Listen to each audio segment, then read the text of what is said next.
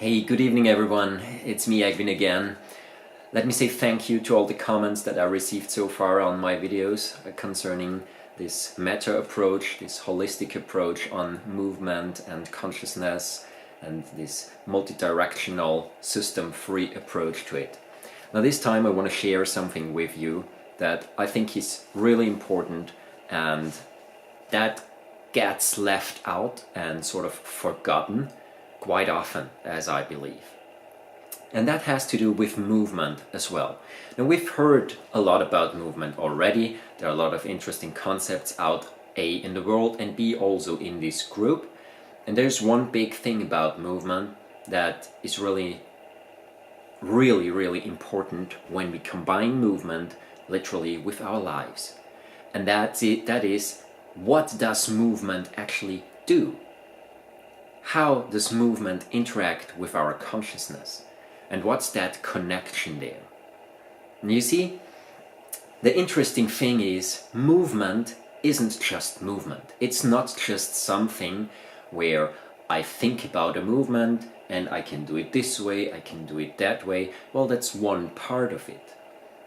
Obviously, depending on which practice I choose, whether it's skydiving or running, whether it's swimming or doing martial arts, I'll have a different effect on the body.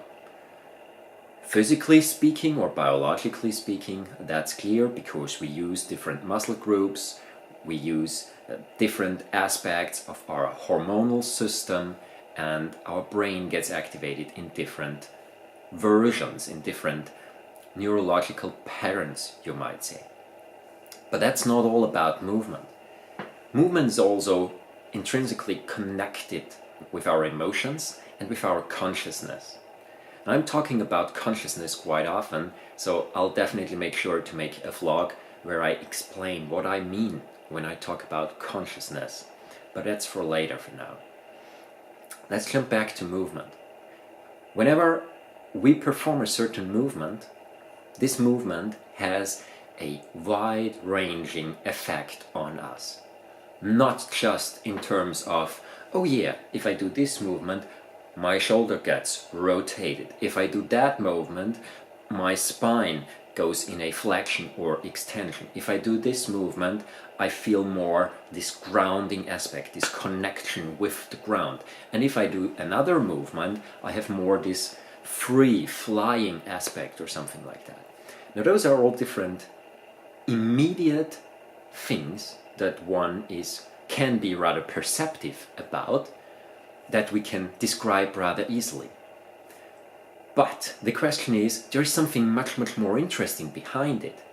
And that's, what does movement actually do with our thoughts, with our emotions, with our perception, our abilities to decide, to choose, to think, to feel, to perceive, with our ability to live, to interact with life. And what I'm telling you right now is that every single movement that we do, every single posture that we bring our body in, no matter what it is, creates a rather complex but very specific effect in our consciousness. So every movement, every structural position creates a specific conscious state. In this conscious state, different aspects of perception, of emotions, of thought patterns, and so on are combined. And the same is true the other way around.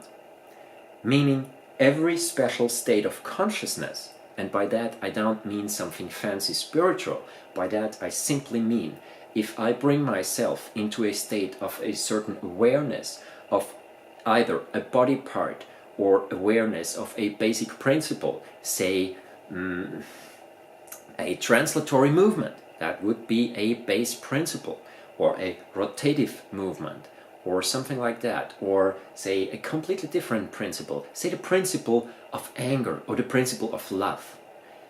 All those are biomechanical, biophysical and biochemical and bioelectrical aspects that we can perceive and that we can interact with.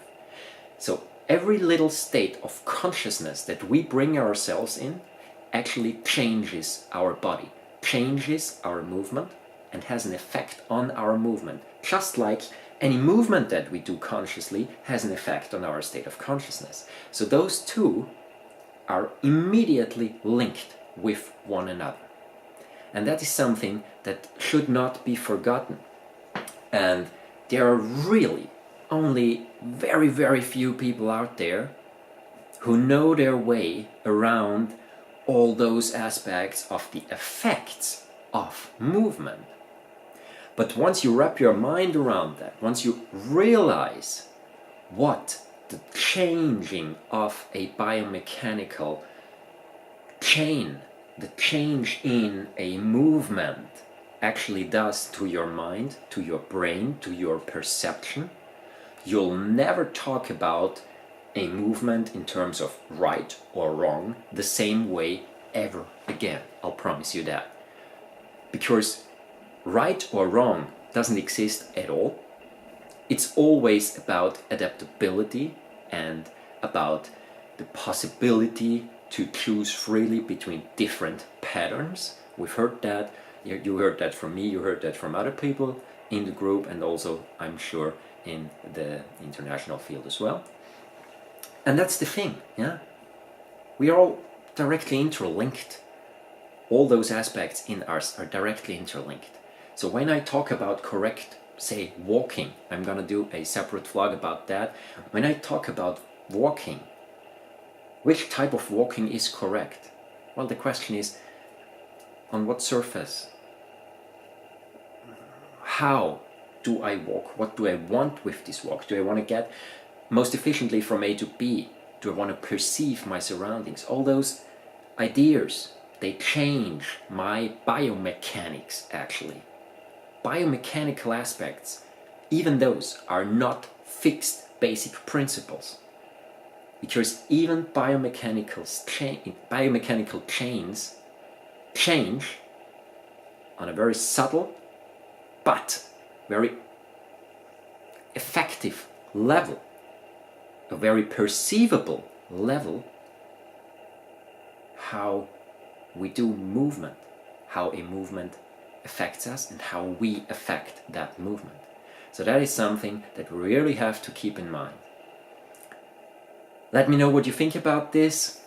I'll make sure to post more updates in this direction, as that's definitely one of my specialties, and I'm going to go much further into that in the very near future. Have a wonderful night, everyone. I'm looking forward to your responses. See you soon. Bye.